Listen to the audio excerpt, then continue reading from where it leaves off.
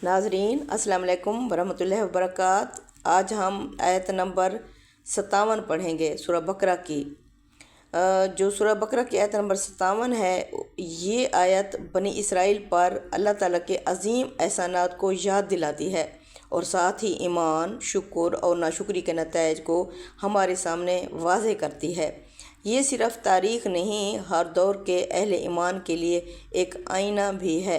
तो चलते हैं सूरह बकरा की आयत नंबर 57 की तरफ। इस आयत में अल्लाह फरमाते हैं, वज़ल्ललना अलैकुमुल गमामा व अनज़लना अलैकुमुल मन्ना वस्सलवा कुलू मिन तय्यिबाति मा रज़क़नाकुम व मा ज़लमूना वलाकिन कानू अनफुसहुम यज़लिमून।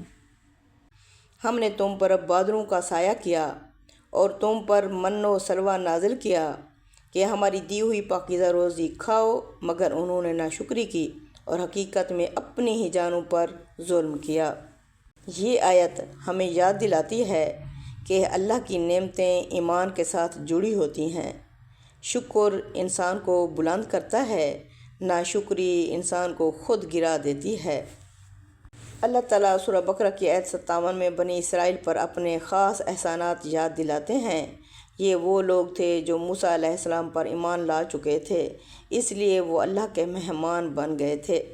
इसमें अल्लाह फरमाते हैं, वज़ल्ललना अलैकुमुल गमामा।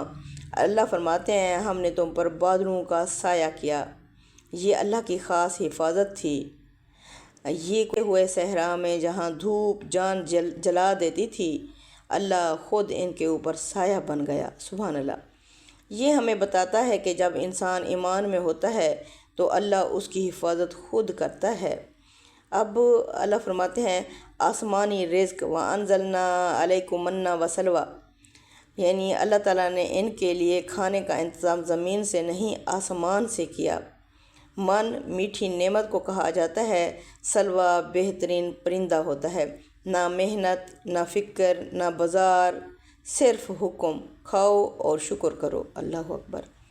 फिर आगे अल्लाह फरमाते हैं, पाकीज़ा रिज़्क़ का हुक्म, कुलू मिन तय्यिबाति मा रज़क़नाकुम, यानी अल्लाह सिर्फ़ रिज़्क़ नहीं देता बल्कि पाकीज़ा, हलाल और बाइज़्ज़त रिज़्क़ देता है। यहाँ अल्लाह हमें ये भी सिखा रहे हैं कि रिज़्क़ का मियार मिक़दार नहीं बल्कि तहारत और शुक्र है। सातवां जो पॉइंट है, इसमें अल्लाह फरमाते हैं, असल ख़राबी व मा ज़लमूना, यानी मसला नेमतों की कमी नहीं था, मसला दिलों का झुकाव था। आसमानी नेमतें मौजूद थीं मगर दिल ज़मीनी ख्वाहिशात की तरफ माइल होने लगे। आठवां पॉइंट जो है इसका निकलता है वो नाशुक्री का अंजाम, वलाकिन कानू अनफुसहुम यज़लिमून। अल्लाह फरमाते हैं, इन्होंने हम पर जुल्म नहीं किया लेकिन बल्कि ख़ुद अपनी जानों पर जुल्म किया। ये कुरान का बहुत गहरा असूल है। नाशुक्री अल्लाह को नुकसान नहीं देती, नाशुक्री इंसान को खोखला कर देती है। अब जो इसका नवा पॉइंट निकलता है, आज के लिए जो पैगाम निकलता है वो ये है, ये आयत हमसे सवाल करती है, क्या हम नेमतों को पहचानते हैं?